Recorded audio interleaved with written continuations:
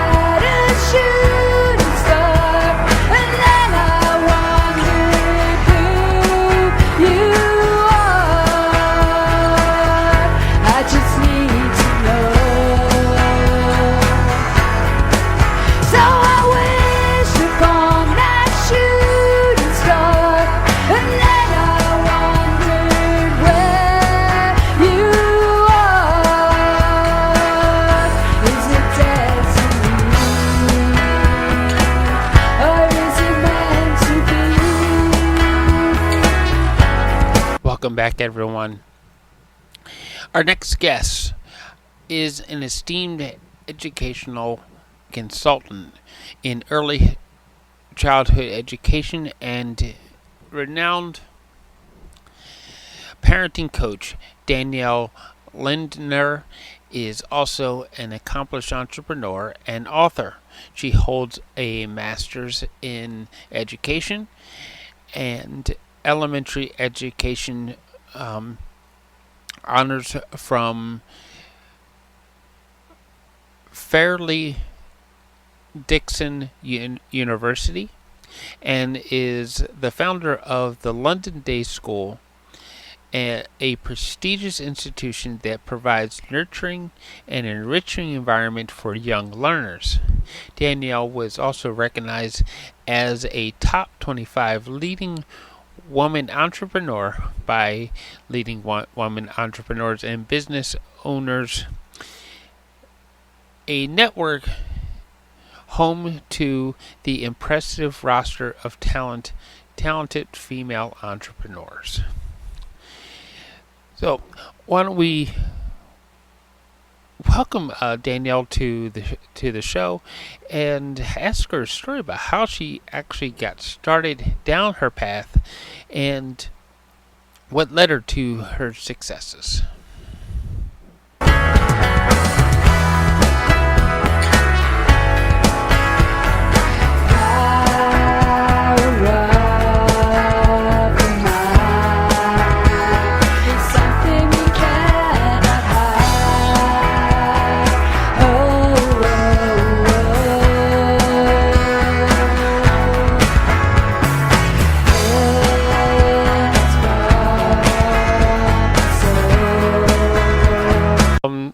The story of how you got started doing the early childhood education, I guess, is what we're focusing on. Well, I went to school. When I went to college, I was originally considering going to law school. And then when it came time to go, I thought, at the time, I thought if you wanted to be a lawyer, you had to be a litigator. And I was not someone who wanted to get up and yell and fight with people. I now know there are many other kinds of law that I probably would have loved. I mean, being an entertainment attorney probably would have been fun. Yeah.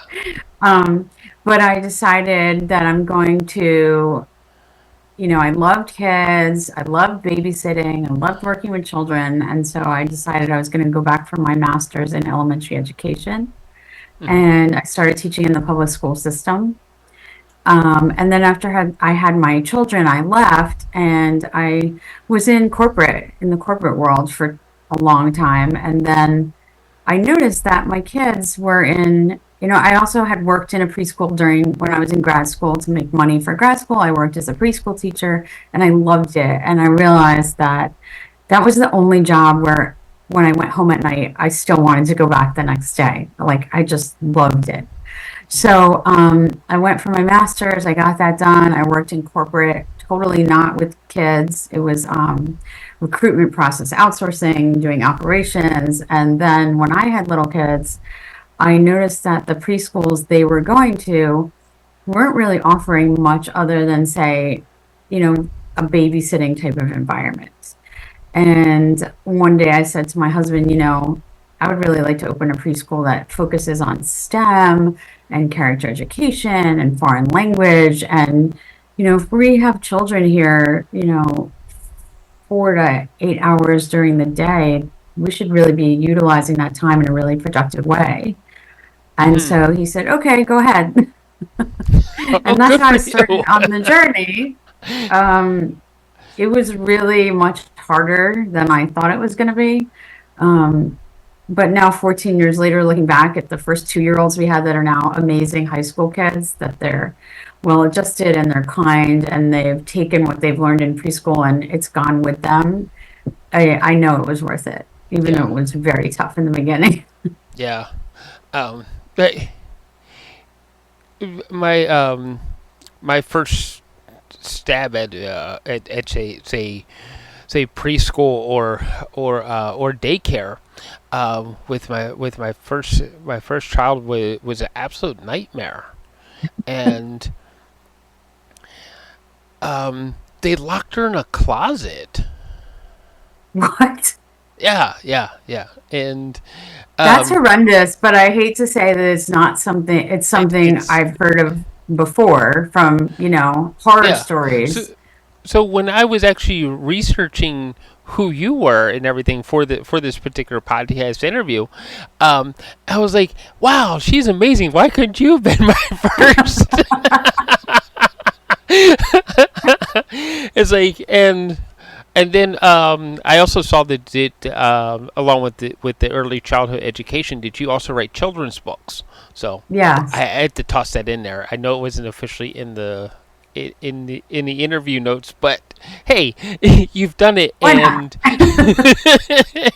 and it just speaks to who you are as a person trying to educate children.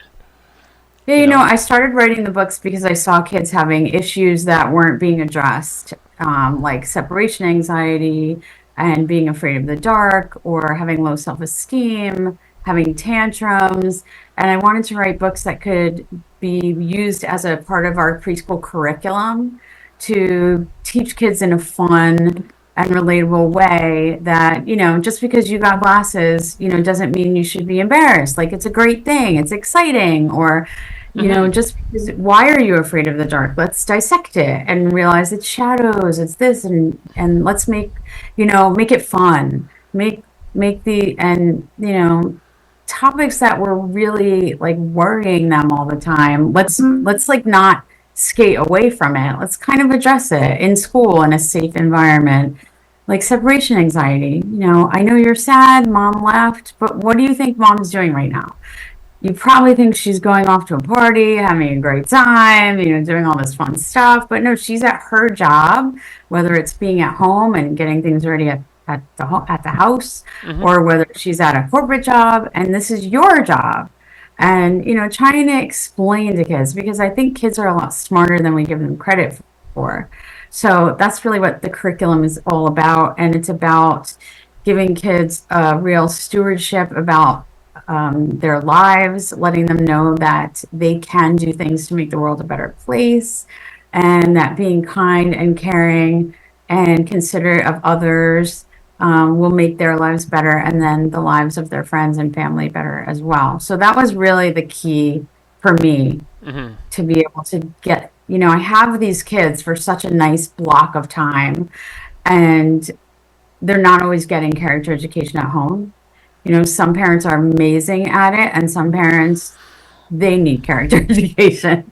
So that's what I really wanted to bring into our curriculum, which is why I wrote those Yeah. books. So along with that, I do know that you're so passionate about about early childhood education, helping kids, and everything, that you also have developed a parenting guide. Yes. So over about 20 years of working with parents and kids and coaching parents, I thought, I love coaching parents. I love working one-on-one with parents and families. And, Hmm.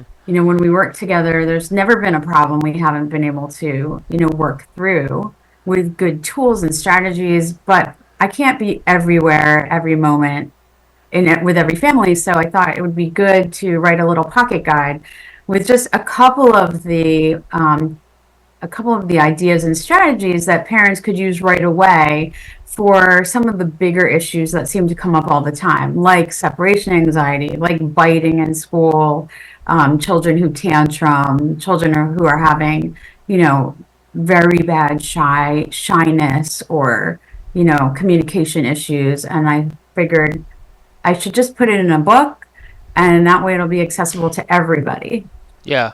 Okay. So I shared the story about my oldest daughter being locked away in the closet. Um, let me expand on that story, and what may actually made me go back and check on her. On the way over there, she's in the backseat of the car, and she's like, "I don't want to go. I don't want to go." And the closer we got, the more anxious she became, and um,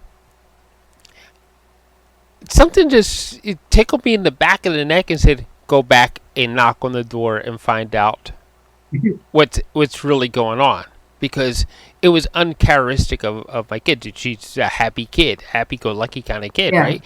What the heck, right?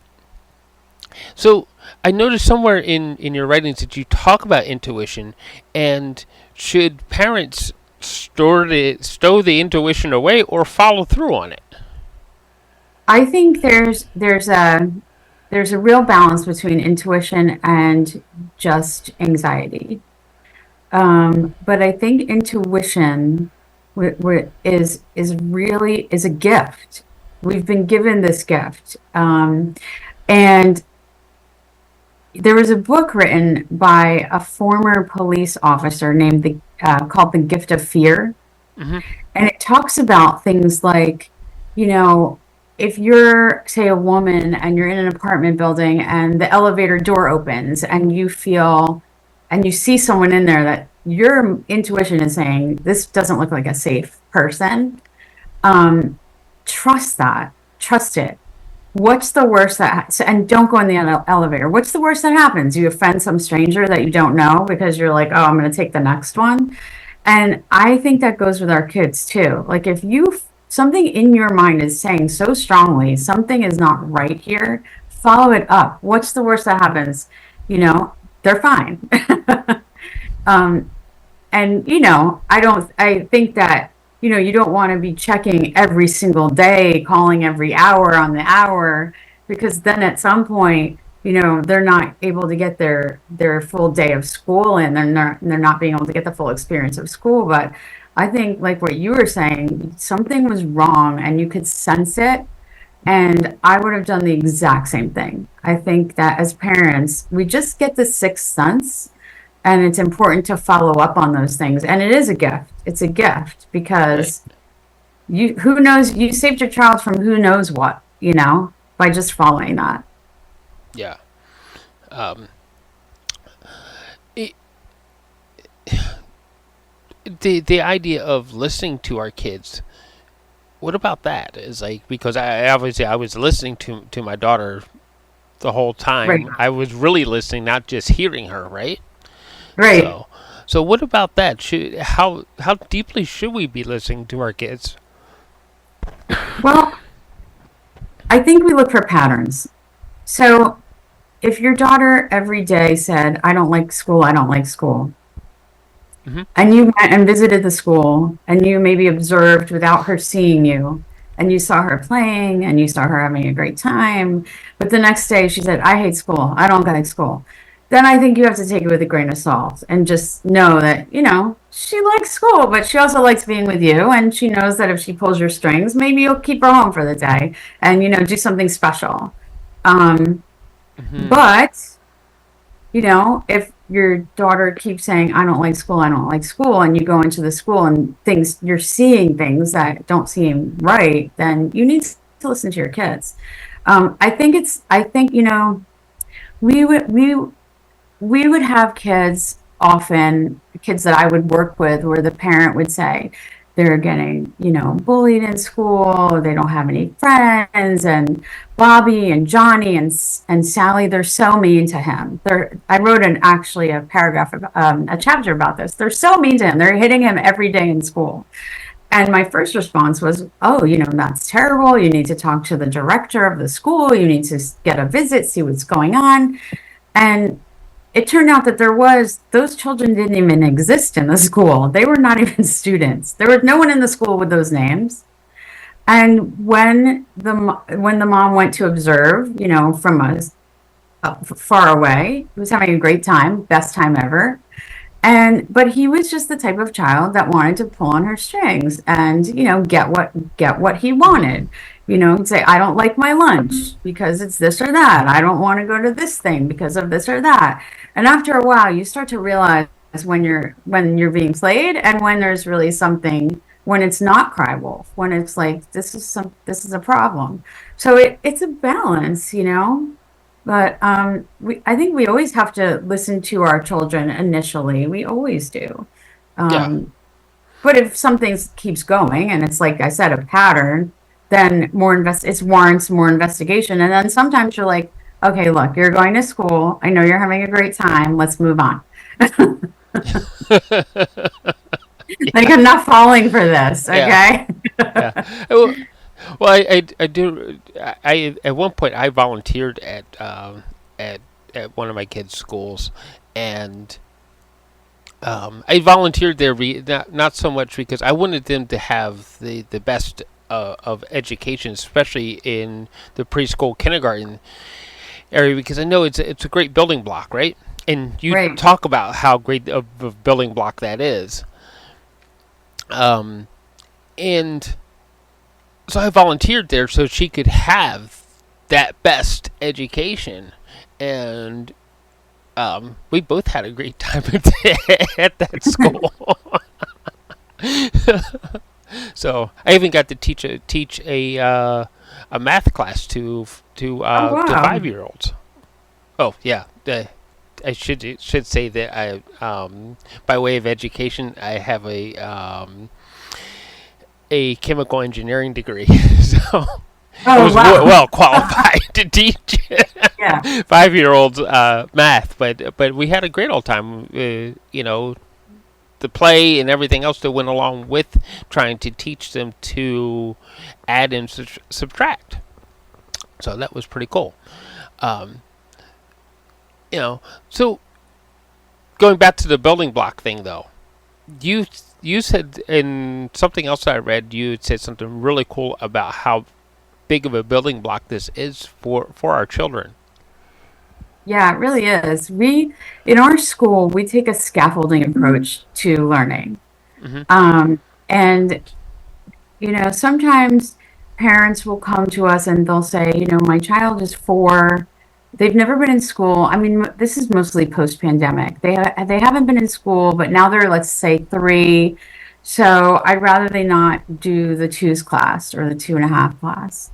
And we say that if they haven't been in school, the 2.5 class and the skills that they learn in that class are really important for building the academic and behavioral foundation for the next class.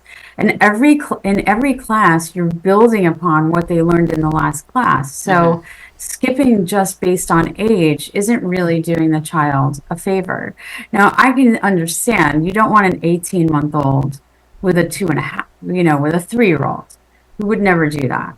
But you might want to have your child in a class with kids that are a little bit younger for maybe half the year, just to make sure that they've gotten the emotional and the social skills and academic skills that they need to feel confident when they move up to the next class. Because being a small fish in a big pond is really hard.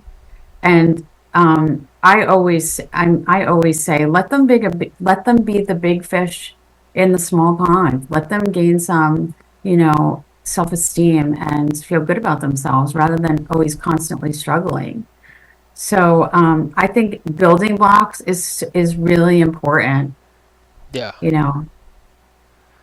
Yeah. Yeah. I totally see where you're going with that because it, um, what I want to ask is how has the pandemic, because my kids were mostly grown with the Right. pandemic. Mine as Yeah. well. Yeah. But how has that affected our little kids? You know, it's a fact. We've seen a big effect. So we've seen kids that have come into the preschool environment. Like I said, they're already 3 and they've had no preschool experience, meaning they've had very little socialization. They've had very little academics. They've had very little, play even with other people because they've been in a pod. Um, and their verbal skills and their gross motor skills and their fine motor skills are all delayed. We're seeing that across the board. Wow. So it's a language, especially language, because kids need to see the mouths of people talking, Hmm. and people were masked for like 3 years.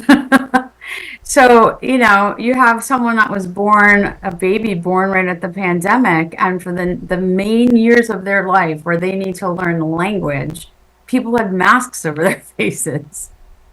It Yeah. was a huge detriment.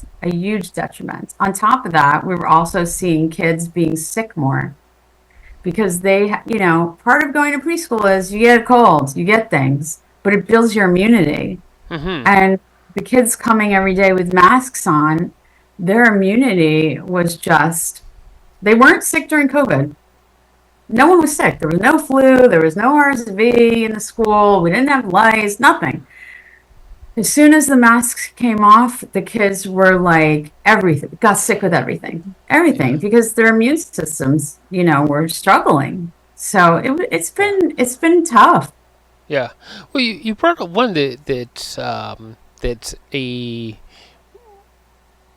real detriment to both children and the elderly, the Yeah, RSV, right. because it attacks the respiratory system in a different way than the flu or just a stupid cold does. Right. It's like, and I remember the first time my kid came home from school with the sniffles. I was like, yes, they got the sniffles. That means that they got germs from someplace else. Yeah. It's like strong immune system thing, right? And it's Um, interesting because, parents they always blame the preschool first, why my child got sick. But the reality is, if they're going to a supermarket and touching a shopping cart, there's germs. Kids put their hands in their mouth all the time, no matter where they are. So usually the cleanest place is the preschool.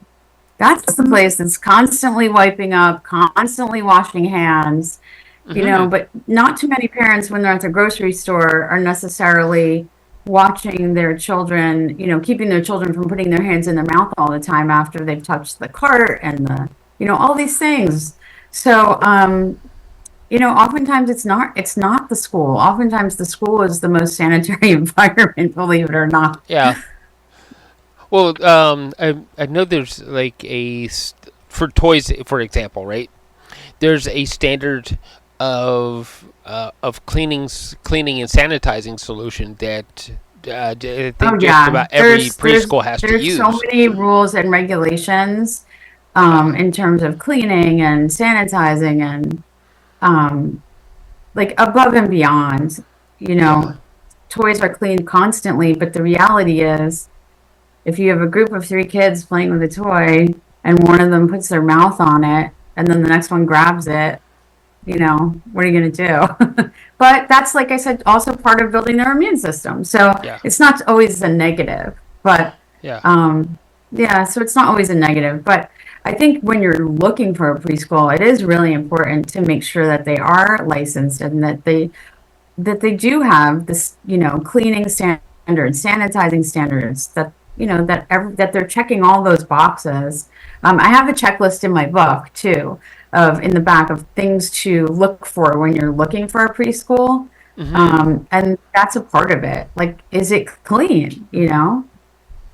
That's a big part of it, I Yeah. think. Yeah. Uh, that would be. There are certain types of germs because school situations, if they're not clean, you can come up with like a staph germ or something, which Yeah. that's So, just mean I stuff, mean, right?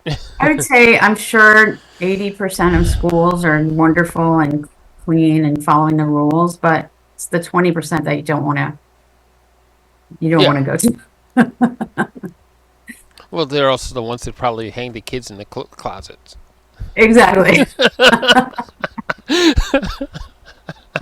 Most Uh, likely. yeah. So switch of gears for a second here, because you're an entrepreneur, right? And Yes. you're an award-winning entrepreneur. I can't let that Thank you. like go away. Um, what does that mean to you as a business owner to to to Um, know that people are looking at you that way? Hey, I won awards and stuff like that. It means you set a standard.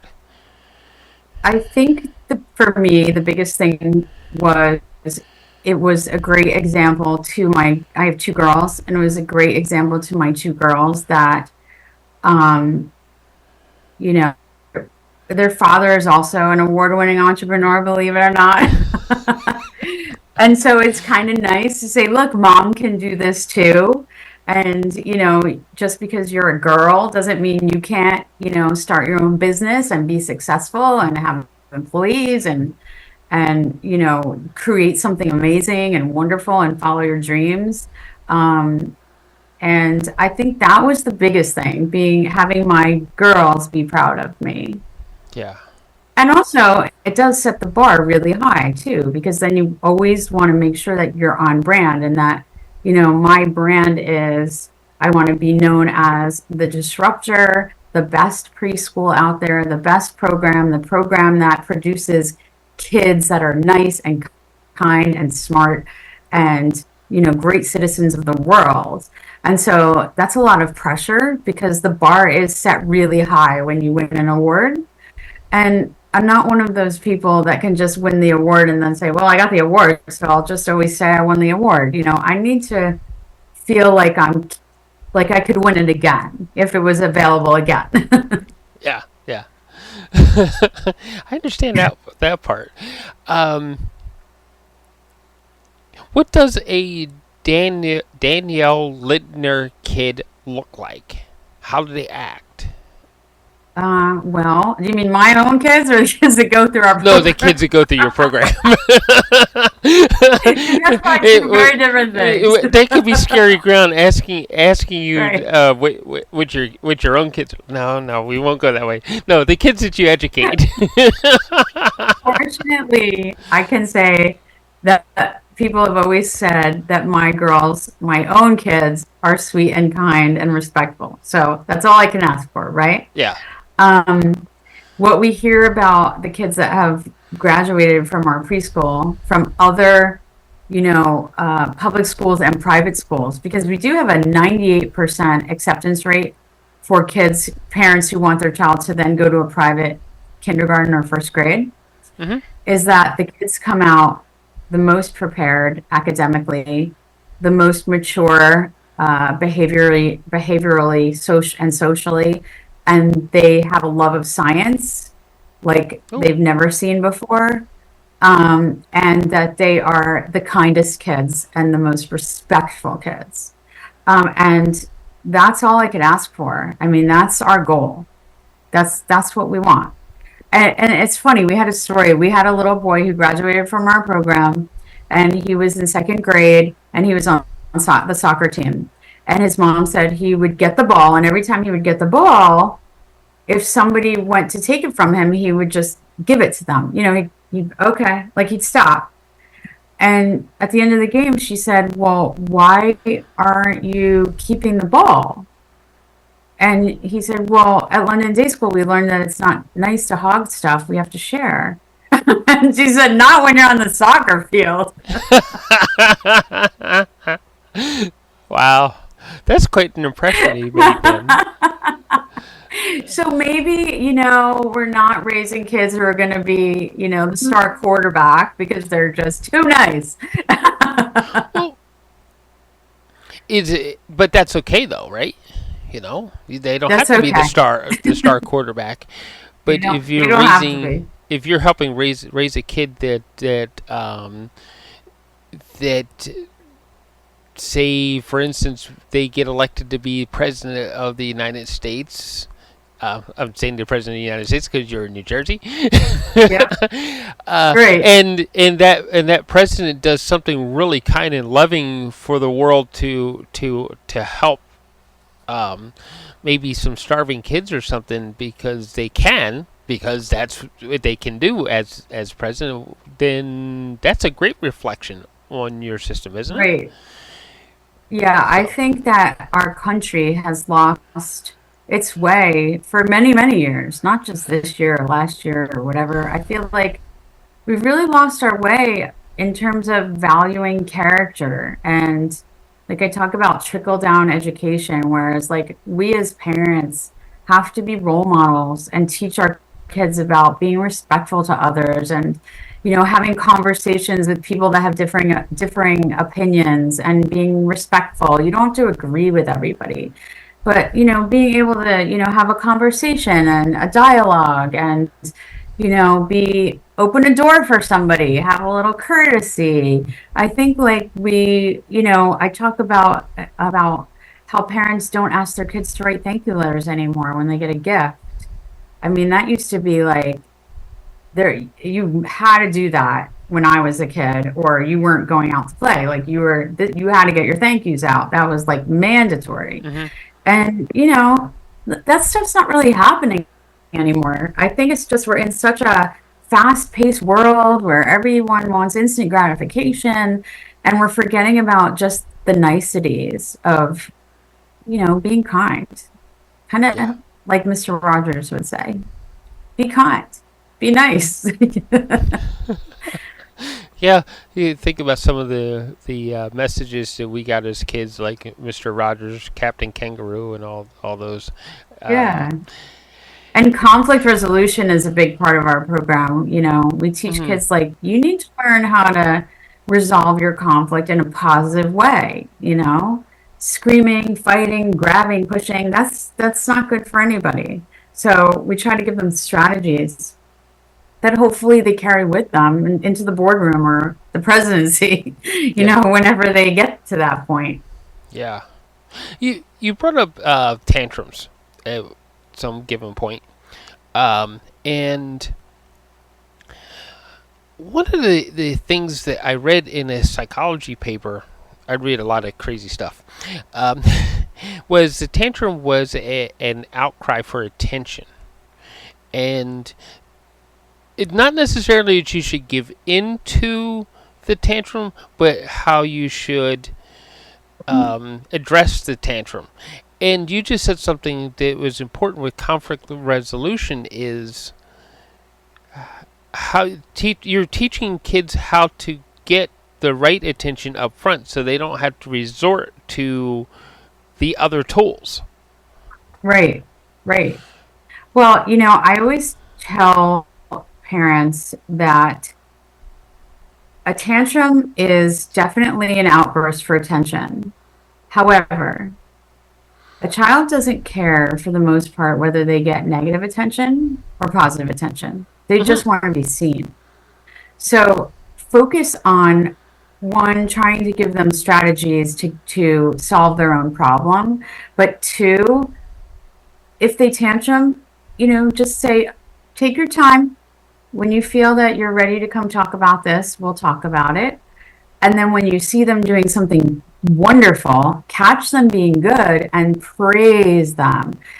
Give them so much attention for the behaviors that you like that they realize the tantruming is not paying off for me. I'm not, it's not worth it. And the tantrums eventually will go away. I remember when my daughter was really little, or I mean, not that little. She was probably like maybe 7. She loved pandas, and she really wanted to go to the San Diego Zoo and see the pandas. So Hmm. we thought, okay, they're at the zoo. How hard could that be? You just go to the zoo. And we got to San Diego and we called the zoo, and or we called the hotel called and said, no, you have to have special tickets for the pandas. It's very limited. You have to call like a year in advance to see the pandas. And I'm sorry, there's nothing we can do. My daughter lost it. You would have thought, like, I mean, you would have thought someone was murdering her in her hotel room. She was so beside herself. I came for the pandas. I can't see the pandas. She was hysterical. So I let her have her time, and then I said, "Okay, now that you've done all that, are you seeing the pandas?" And she said, "No." I said, "What do you think maybe you could do to get you closer to maybe seeing the pandas?" She said, "I'm not sure." I said, "Well, maybe you should call the zoo directly and tell them you're 7 years old and you love pandas and you adopted one of their pandas and you're heartbroken. Is there any way they can get you to see the pandas?" I said, "It may not work because sometimes it just doesn't. Sometimes they have a limited number of spots and that's all they have. But it'll maybe get you closer than this, what you just did in over 10 Yeah, minutes." at least it's Yeah, a step towards, right? right. So she called the zoo, and thank God, because I was trying to get a message across, I was praying. They said, "You know what? We're going to put an extra car on that day. Bring your family. You can see the pandas." And it was such an amazing lesson about making lemons into lemonade with her. And I was so grateful it worked out because, it was perfect. Yeah. It was perfect. And she saw, like, oh, wow, yeah, screaming and crying and all that really, it got me nowhere. But thinking through the problem and, telling the person what I needed and what I wanted and why I wanted it, Yeah. it paid off for me. So that's what Yeah. I would like our kids to be able to do. Have that. That's a great lesson. Wow. I wish our panda visit worked out like that. The pandas were sick that day that we got there. On a serious note, the pandas were sick. So Oh, and I just explained to the kids is like, well, if you were sick, would you want to come out and play? And exactly. they're like, no, I want to stay in bed and be. And it's like, yeah, that's what I thought. So we're not going to see the pandas today because they don't feel well. Yeah. So um, really interesting place at San Diego Zoo though. It All is. the it's crazy. There's so many other animals to see. Um, Things like that. So um, one other question I did want to ask you, and we're starting to run out of time. Is like I hate this point in the show because you start to run out of time and you gotta like I want to get that in there. How do you how do you have or do you have a story to tell how to show how you teach kids to deal with fear? With fear? Yeah. Well, it depends on what it is. I mean, for the most part, I let the child ask the question first because I don't want to plant something in their head that's not already there. Okay. So, I don't want to say, "Oh, are you scared of the dark?" Because maybe they weren't, and now I just Yeah. made You them think just. maybe I should be.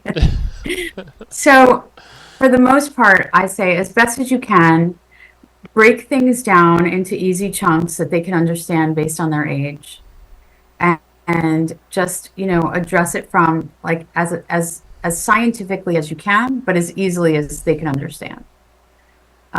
Like about lightning, they're terrified. We had a tree fall next to the school one day, and the kids were terrified.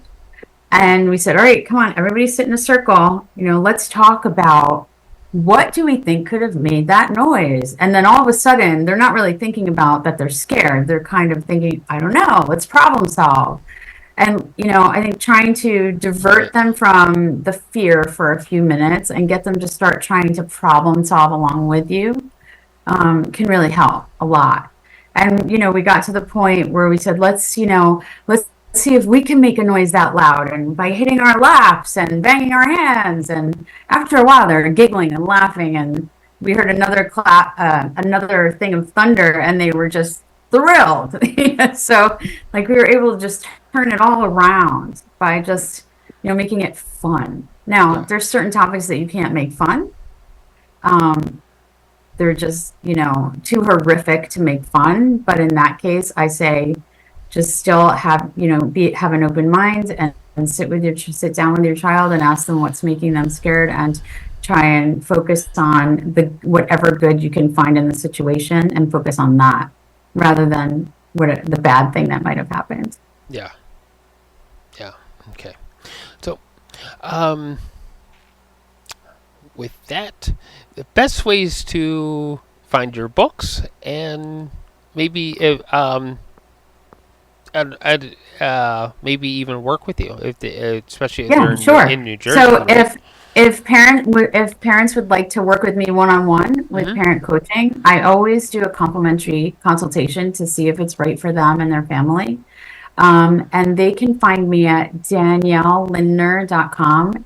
It's DANIELLE Lindner, LINDNER.com. And there they can book a session with me, or they can buy my book, or they can do both. They can watch, hopefully, this podcast. And there's a lot of good information for them at my website. Very cool. It was great meeting you. It was great meeting you as well. Yeah. All right. A lot of fun. Thank you, everybody, for listening today. And if you have little ones, Danielle has a great system, and she'll probably try to work with her if it's at all possible. So go to her website, daniellelindner.com. It will be in the show notes, and have fun with her and your kids. It'll be a great time, and she's going to create a wonderful world around our next generations. Thank you so much. Yeah. Thank you, everybody, for listening, and find that subscribe button. Or if you stumble across our support page, hey, toss us a little support so we can have other guests like Danielle come on. All right. Help us to go.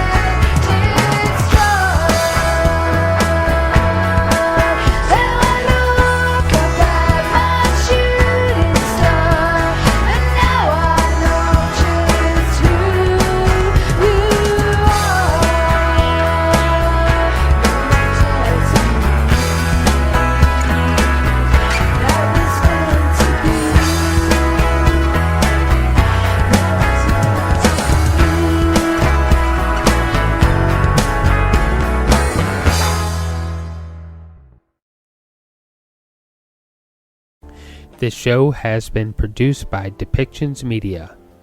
Please contact us at depictions.media for more information.